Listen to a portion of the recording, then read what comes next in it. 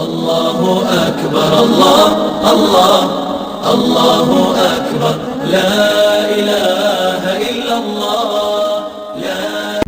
جب اللہ ناراض ہوتا ہے تو پیسہ بخیلوں کو دے دیتا ہے، جب اللہ راضی ہوتا ہے تو پیسہ سخیوں کو دے دیتا ہے۔ اللہ کے راضی ہونے کی کیا نشانی؟ پیسہ سخیوں کے پاس ہوگا۔ اللہ کے ناراض ہونے کی کیا نشانی؟ پیسہ بخیلوں کے پاس ہوگا۔ ایک ہوتا ہے بخیل اور ایک ہوتا ہے بخیل کا بھی دادا پردادا، اس کو کہتے ہیں شحیح، شح ومن یوق شح نفسہ واما من بخل واستغنى، دونوں لفظ قرآن نے استعمال کیے۔ بخیل کو ہے جو خرچ نہ کرے، اوروں پر زکات نہیں دے رہا، اوروں پر خرچ نہیں کر رہا، اپنے اوپر بھی خرچ کرتا ہے، اپنی فیملی پر بھی خرچ کرتا ہے، لیکن اوروں کو دمڑی دیتے ہوئے وہ چمڑی رہ جاتی ہے، اس کو کہتے ہیں بخیل۔ ایک ہے بخیل دا پردادا شحیح ہے، یہ کون ہے نصیبوں کا مارا؟ یہ وہ ہے جو نہ اپنے اوپر خرچ کرتا ہے، نہ بچوں پہ خرچ کرتا ہے، نہ بیوی پہ خرچ کرتا ہے۔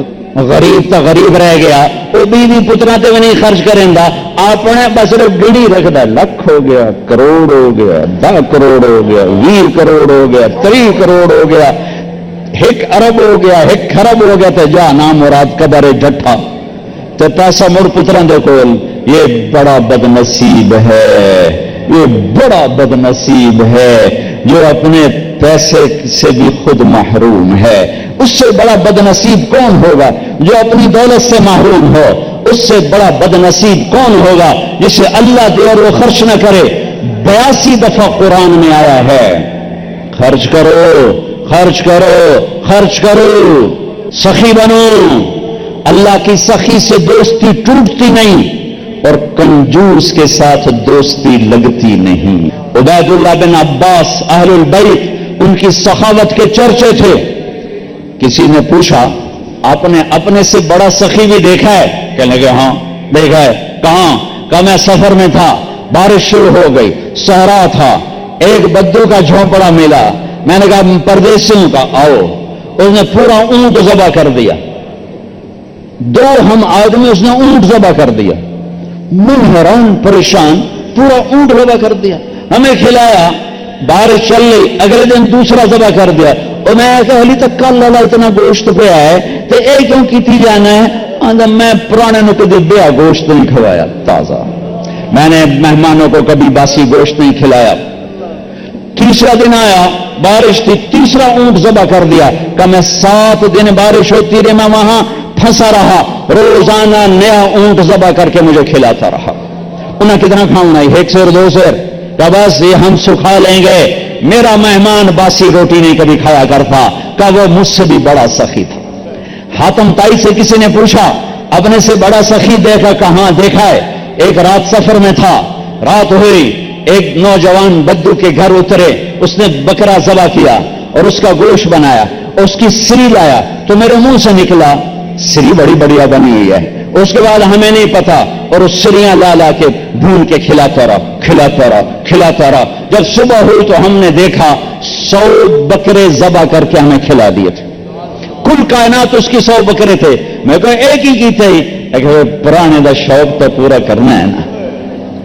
تو کہنے لگے حاتم طائی، میں نے کہا اس کو 100 اونٹ انعام دے دیے جائیں۔ حاتم طائی کے پاس 100 اونٹ دینا کوئی بڑی گل نہیں، لیکن ایک غریب آدمی کا 100 بکرے ذبح کر دینا، ساری کائنات ذبح کر دی اس نے، اور ابھی تو اسلام بھی نہیں آیا تھا اور یہ سخاوت تھی۔ ارے تم تو مسلمان ہو پھر بخیل ہو، رب العالمین کہتے ہو پھر پیسہ نہیں خرچ کرتے ہو۔ الحمدللہ رب العالمین، پالنے والا اللہ ہے، پالنے والا پیسہ نہیں ہے۔ زکات دو ورنہ غریبوں کی بیٹیاں نیلام ہو جاتی ہیں، غریبوں کی بچیوں کی عزتیں بک جاتی ہیں۔ کتنی غریب بچیوں نے گھنگرو باندھے پیٹ کی خاطر، کتنی بیٹیوں نے عزت کو سرے بازار نیلام کیا پیٹ کی خاطر۔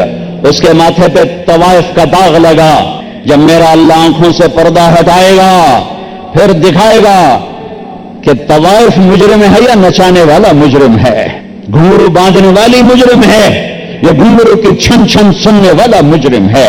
او بھائیو، مالداروں سے کہتا ہوں مال خرچ کرو، جوڑ جوڑ کے نہ رکھو. ویل لکل ہمزہ لمزہ الذی جمع مالہ وعددہ یحسب ان مالہ اخلدہ کلا لینبذن فی الحطمہ وما ادراک ما الحطمہ نار اللہ الموقدہ التي تطلع على الافئدہ انها علیہم مؤصدہ فی عمد ممددہ. یہ پوری صورت بخیل کو ہائی لائٹ کر رہی ہے کہ برباد ہو گیا پیسے جوڑ جوڑ کے رکھنے والا، خرچ نہ کرنے والا. فَتُقْوَى بِهَا جِبَاهُهُمْ وَجُنُوبُهُمْ وَظُهُورُهُمْ. اسی مال کو اللہ گرم کر کے ماتھے پہ داغ لگائے گا، سینے پہ لگائے گا، کمر پہ لگائے گا، دائیں لگائے گا، بائیں لگائے گا. مالدار بھی خرچ کرو، غریب بھی خرچ کرو، اللہ واپس کرتا ہے. زکوٰۃ کیا کرتی ہے؟ محبت پیدا کرتی ہے. مال کا خرچ کرنا کیا کرتا ہے؟ محبت، معرفت، تعلق، محبت. محبت سے ایک درجہ اوپر ہے، محبت تقسیم ہو جاتی. ابھی ایک درجہ آگے ہے، وہ ہے عشق. وہ ہے عشق، وہ ہے عشق. وہ کس سے پیدا ہوتا ہے؟ وہ روزے سے پیدا ہوتا ہے، بھوکا پیاسا رہنے سے.